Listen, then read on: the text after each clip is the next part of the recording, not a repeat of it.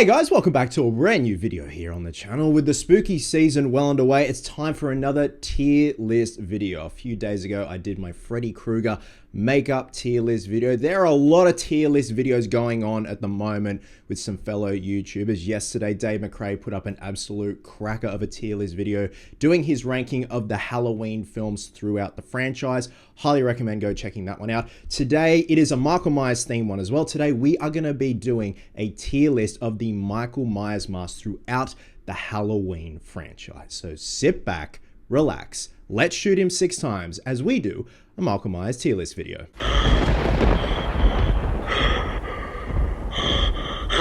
Now, apologies if I look very puffy in the face.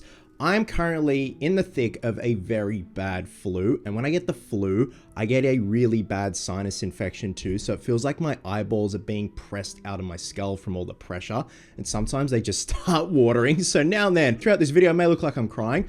It just means I'm having a really good time and I get really emotional about it.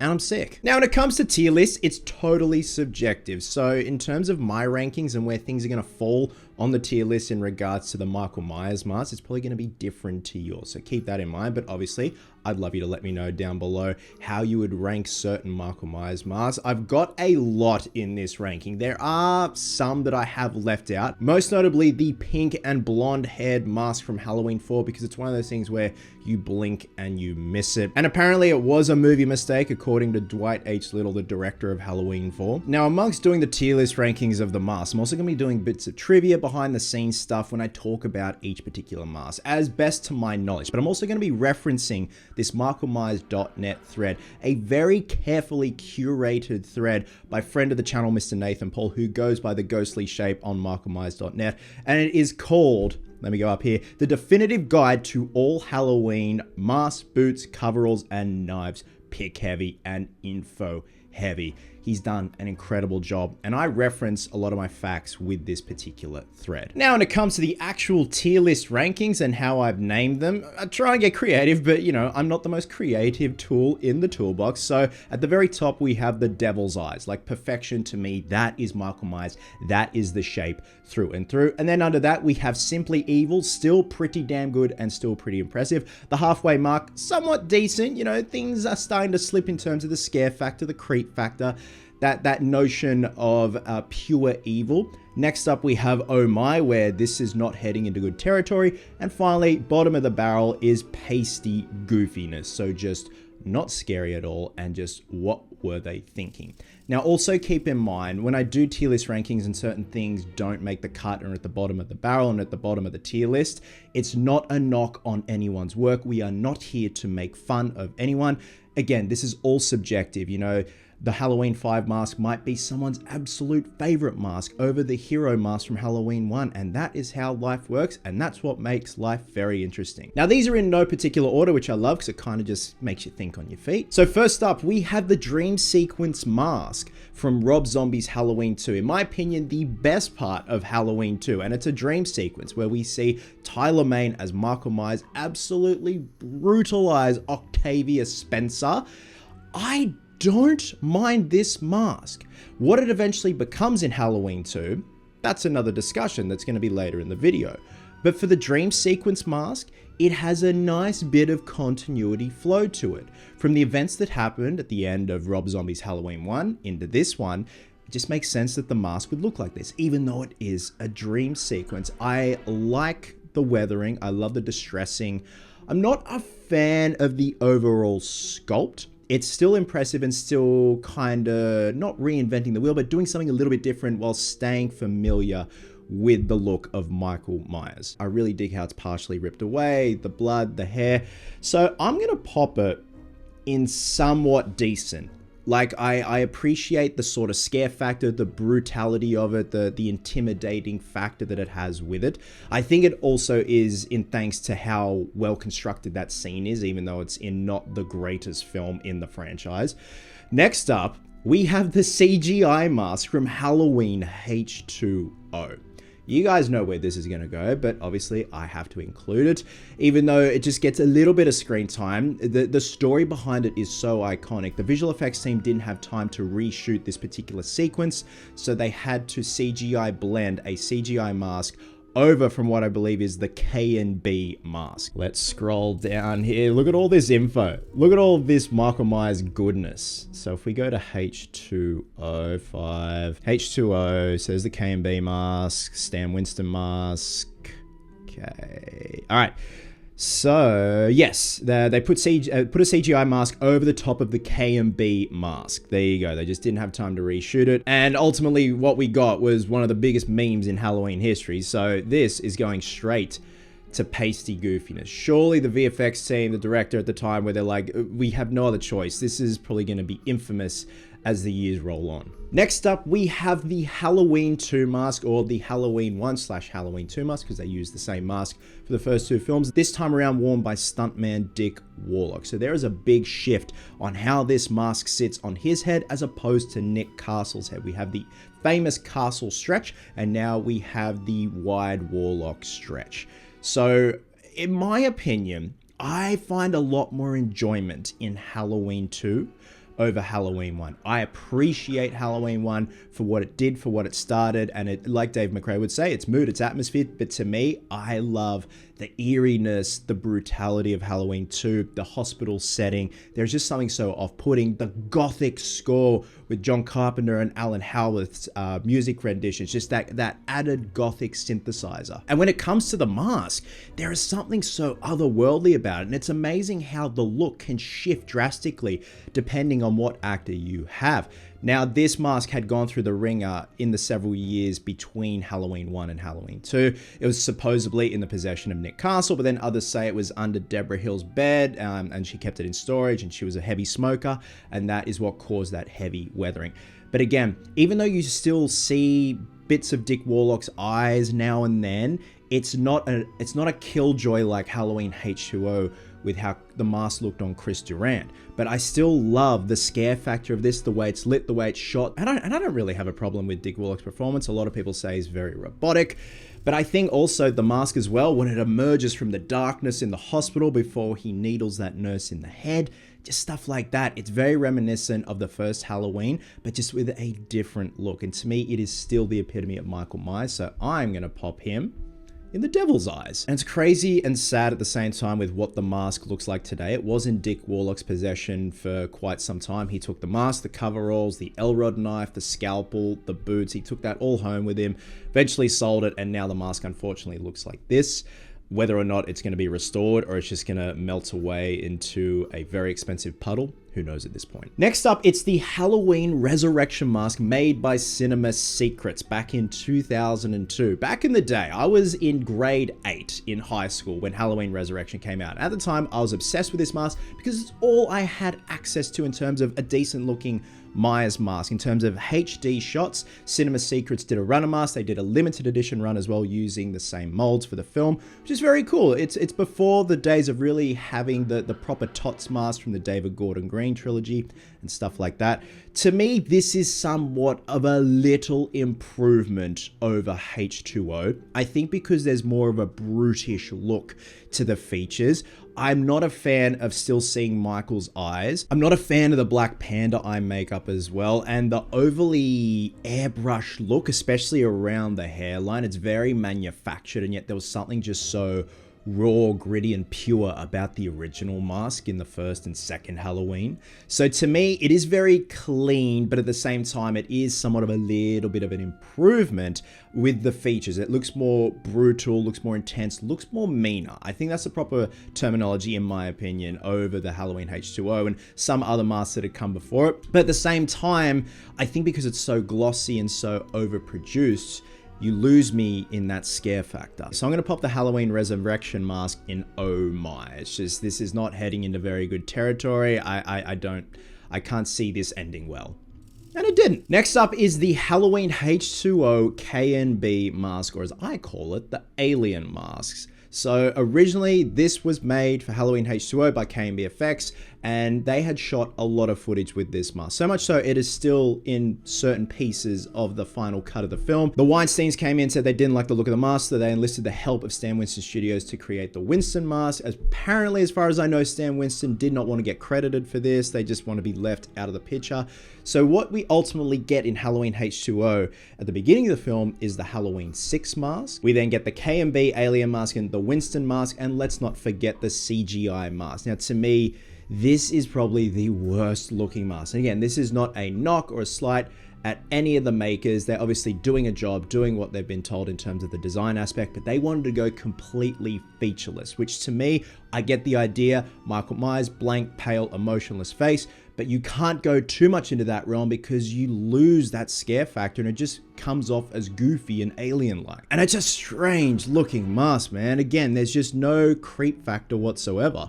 So with that, I'm going to be popping this in pasty goofiness. Speaking of Halloween H2O, next up we have the Stan Winston mask from Halloween H2O worn by Chris Duran. So this was the alternate version as opposed to the K&B mask. They wanted it with a bit more features, but we also have the electrical shock hair, but also Chris Duran's eyes are front and center, and it looks like his face is being pressed against that mask. And again, you just lose me. The idea of Michael Myers, the less you know, the better and the more scary. And I don't want to see his eyes, especially his buggy eyes when he gets like knocked in the groin by Laurie. And I'm not going to lie, back in the day, I was obsessed with this mask too. Much like Halloween Resurrection, I was young, I was naive, I was silly. Now I'm just older, naive, and silly. But to me, that's all I could get at the time. I'm like, well, this is it. This is the best they could do, because I still had not seen Halloween 1, 2, 4, 5, even the 4 mask. We'll get to that in a bit. Is this an improvement over the K&B mask? Sure. Is it scary? Not really. I think with the spiky, buffy, mullety hair and Chris Duran's eyes front and center, and again, it's not a knock at Chris Duran, it's just I don't need to see the eyes of Michael Myers. I don't want to know any more about him, let alone what his eyes look like and if they're dreamy or not. So this is a tough one. I'm really torn. I'm gonna pop the Winston mask in oh my. It's still not great, but it's not at the bottom just yet. It is somewhat of an improvement over the K&B mask, but perfect segue. The Halloween 4 mask, worn by George Wilbur. So this was a recast or a remold of an original Kirk mask. Filmmakers went back to Don Post Studios and they got a variation a couple of generations later of the Kirk mask, and upon delivery of said masks, they still were flesh toned with the blonde hair. So they had to quickly slapdash, kit bash something together, spray paint it, paint it, and that's why it's quite cloggy and quite gloopy in terms of the surface. Spray the hair. They kept the sideburns and they kept the eyebrows. And to me, this mask looks like a very surprised accountant. There is just no scare factor whatsoever. And it's a shame because the 4th Halloween is pretty decent. It has garnered quite a cult following and quite a resurgence over the years. And I feel like if they had have used the same mask from Halloween 1/Halloween 2, it would be a pretty damn solid film. I mean, even the poster is a red herring. They used the original hero mask from Halloween 1 and 2 for the poster. Now swap that if it had been the actual mask they used in the film. It's not very appealing, is it? So the idea was definitely there, but it's crazy what they achieved with a very similar mask from the same lineage from Halloween 1 and 2, as opposed to if it's slapdash, if you keep the sideburns, if you keep the eyebrows, and the lighting as well. It all comes down to the lighting with these masks. Like Dean Cundy lit the mask perfectly in Halloween 1 and 2, and for the most part, that mask was just sprayed fish belly white or appliance white with a Krylon spray.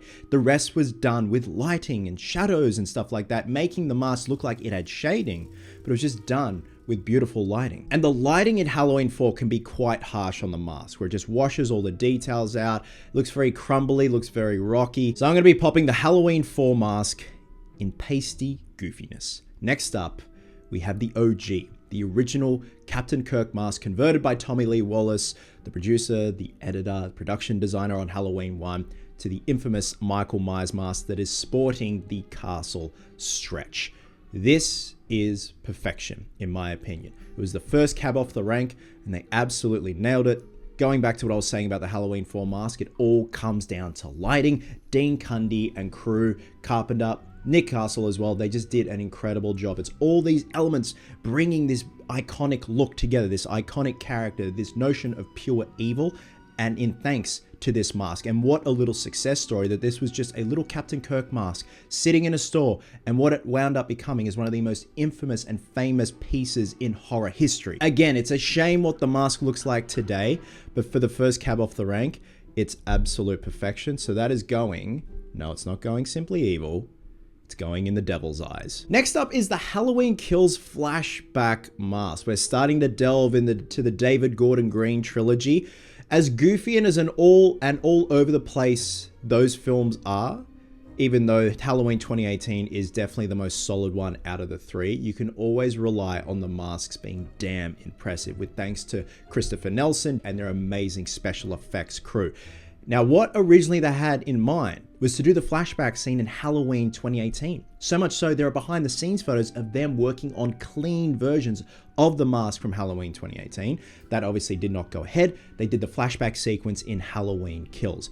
Now, this mask is pretty damn impressive in sticking to the continuity of how the Halloween 2018 mask looks. It's not exactly an exact carbon copy of the original 1975 Captain Kirk mask, but it still has those memorable features. So it's trying to stay familiar, but do something a little bit different at the same time. And that flashback sequence as well was just so technically brilliant, with the way they shot it, the way it was lit, the color correction, the filters, everything that they had used and accomplished in that is so much on par with Halloween 1 and 2 and the aesthetic of how those two films look. And utilizing those blues as well, it really highlights and accentuates the features on this mask. Aaron Armstrong, who portrayed Flashback Michael, I think did a pretty damn impressive job. The way he moves, the way he turns, everything, the way he works in that mask. So I think it's a pretty decent attempt. And I think also not seeing his eyes, even though you see like a quick glimpse of it, and he was actually wearing a prosthetic with the coat hanger that had gone into his eye. Just little bits of continuity like that,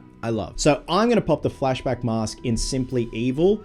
It's going back to the roots of being intimidating, emotionless, and next to not seeing the eyes. Next up, it's the Halloween Ends mask by Christopher Nelson, Vince Van Dyke, and co. So again, I love the continuity with the David Gordon Green mask. We have the rotted mask in Halloween 2018, the burnt mask, and the burnt/moldy mask in Halloween Ends.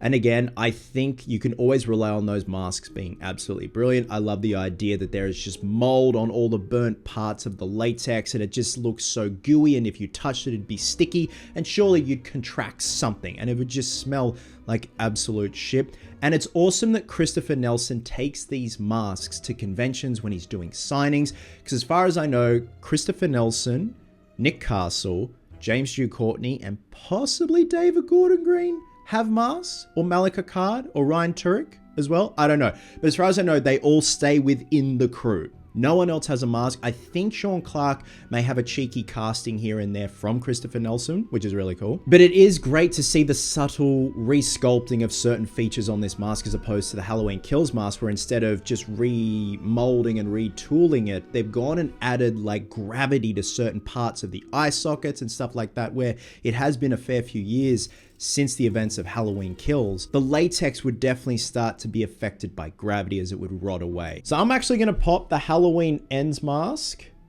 in Simply Evil. I think it looks great, regardless of how that film turned out. With this tier list, we're not talking about the films as a whole, we're talking about the masks. And Halloween Ends, quite divisive, quite different. The mask still remains pretty damn good. Next up, we have the Rob Zombie Halloween 2 mask, the main mask we see in the film, where we see Hobo Michael Myers, and for the most part, we see like nearly half of his face being revealed with that mask. I'm not a fan of that. I get what they were going for, just the transient hobo wandering nomad look of Michael, and it makes sense that latex would definitely rot over time, revealing more of his face. And if you see the alternate ending of Halloween 2, Michael actually speaks and says die to Loomis, and you see a lot of his face, if not most of his face. Yet at the same time, it's not the worst mask in the bunch. I like the detail, I like the work that has gone into it, but at the same time, I don't need to see that much of Michael at the same time. So I'm going to be popping the Halloween 2 mask in Oh My. All right, we're closing in on our final 5. Next up, we have the regular mask from David Gordon Green's Halloween 2018. This is a wonderful return to form, and at the same time, this mask is able to achieve, in certain shots, the castle stretch and the warlock wide stretch. For the most part, it has that warlock wide stretch, especially when it comes to that one tracking shot of James Hugh Courtney going house to house, killing folks. I think it looks very reminiscent of the Halloween 2 mask. Now, you kind of have to suspend disbelief, and Christopher Nelson has touched on this. When they were designing this mask for Halloween 2018, they couldn't exactly make it how the original hero looks today because it would just wind up looking way too goofy. I appreciate wanting to stick to continuity, but you have to suspend disbelief, otherwise people aren't going to buy into it and people are not going to be scared. So with what they did, I really appreciate it. You see a lot of rotting, decaying, a lot of wrinkling going on in the latex, and it looks quite matted, especially when it comes to the hair. I definitely think it's a wonderful return to form, in thanks as well to the way the mask is lit, James Hugh Courtney's performance. So I'm going to pop the Halloween 2018 mask in the devil's eyes. To me, once again, it felt like the true form of Michael Myers had returned. Next up, it's the Halloween 6 mask that ultimately was used for the opening sequence of Halloween H20. This was made by John Cole Buechler and the effects crew. I don't mind this mask. It has kind of a rock quality to it, as if it was carved out of stone. Some people have referred to this mask as the goblin mask, especially when it comes to the ears. The ears are a little bit pointy like a goblin. Again, I like the subtle blue shading throughout the mask, the mixture of blue and gray. It is lit quite well in the film. As odd as that film is, Halloween 6, and obviously you should watch the producer's cut over the regular cut. And even at one point when they had to do reshoots, they couldn't get George P. Wilbur, so they got Brad Harlan, I think his name is. He actually had a hand in creating these masks. So he has a much more slimmer build than George P. Wilbur, who from Halloween 4 to Halloween 6 had gotten a little bit beefier. So there definitely is a shift in the continuity of terms of the physical appearance of Michael. So it's not bad. I'm gonna say it's somewhat decent. I think my feelings on it have definitely changed since my ranking of the masks a few years ago on the main Cosplay Chris channel. Again, I think it's in part to the way it's been lit and filmed. Okay, we're coming down to our final 3. We have the Halloween 5 mask by K&B Studios. So this apparently was molded off Greg Nicotiro's face for Don Shanks, and then at one point something happened and then there was a nose appliance added. A lot of people say it was when Don Shanks had his nose broken by Donald Pleasance. Apparently that's not true. They added a nose appliance to make the mask appear less feminine because the original iteration of the mask looked too feminine and they wanted to give him a much more manlier nose, which is just odd. Okay, sure, you do you. Now, I've actually found more appreciation with this mask since doing a bust for a client a few years ago. I never really was a fan of the mask, but upon researching it and seeing all the reference photos, I definitely have much more of an appreciation for it. Again, it is by no means perfect, but I think at the same time, it has this kind of alien witchy appearance. And I did say the K&B mask was very alien-like, but there are just no features on that mask, whereas there is some subtle features on this mask. You got the blues, the grays, the shading going on right there. The mullet hair, I'm not exactly a fan of, and that big-ass neck. Originally, I would say pasty goofiness, but I think you've gone up a notch to oh my. Now the cool thing is Don Shanks kept the secondary hero mask and took it around to conventions, but unfortunately from people handling it, it started to deteriorate, so he sent it to Tom Spinner Designs and then they refurbished it, and this is how the mask looks today. Pretty cool. Second last, we have the regular Rob Zombie mask from Rob Zombie's Halloween. Now, I haven't included the clean mask, it's pretty much the same mask and you only see it for a little bit in the film. So I've just decided to go with the mask we see mostly throughout the film. The rotted mask that Michael finds all those years later. This was sculpted by Wayne Toth, and he actually works with Trick or Treat Studios now and then, which is really cool. So much so that Rob Zombie Halloween masks that they offer are from Wayne's mold, which is really cool. I love that Trick or Treat Studios can do this nowadays. Like back in the 90s, early 2000s, completely unheard of apart from Halloween Resurrection. But to have the Rob Zombie, the David Gordon Green masks available from production molds, production lineage, that is awesome. And I think when it comes to the design of this mask, it is a nice little return to form, yet at the same time doing something different. This is the first time we had seen a rotted mask as opposed to Halloween 2018, which came many, many years later. but also you've got the brutality and the intensity of Tyler Mane, the physical intensity at that. This is a big, hulking Michael Myers. And it's not the worst mask in the bunch, but at the same time, I don't think it's overly scary, even though Tyler Mane is quite imposing in the film. I still think it is a decent return to form considering this was a remake and a reimagining, but also staying true and familiar to what came before. So this, I wouldn't say it's oh my. I'm going to say it's somewhat decent, but about to head to oh my. Like, it's just that halfway mark, but I think for the first cab off the Rob Zombie rank, it's a decent attempt. And last but certainly not least is the Halloween Kills mask.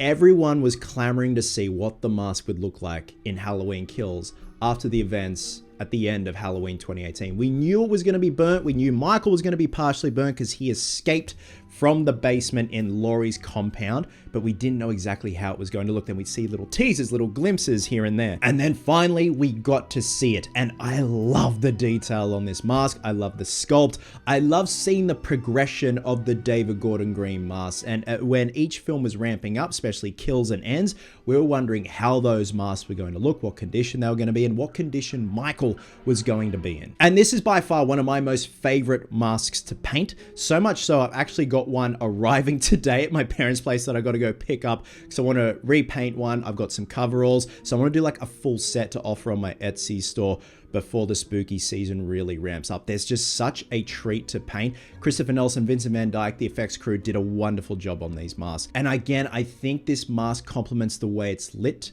and shot.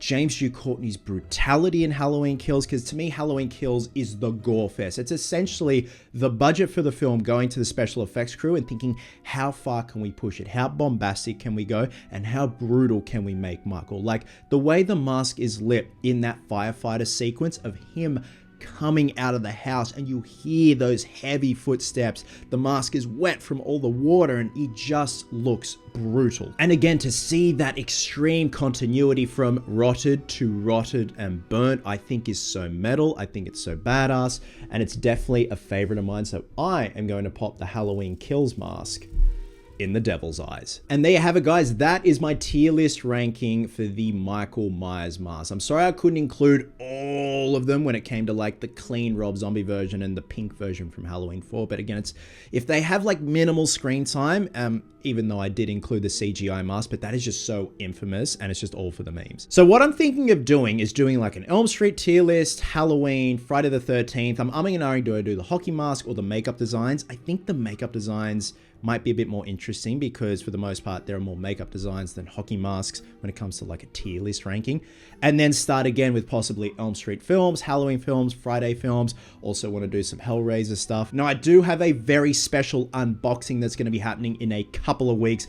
A very talented artist has sculpted, in my opinion, a damn near perfect castle stretch mask. You can see right here.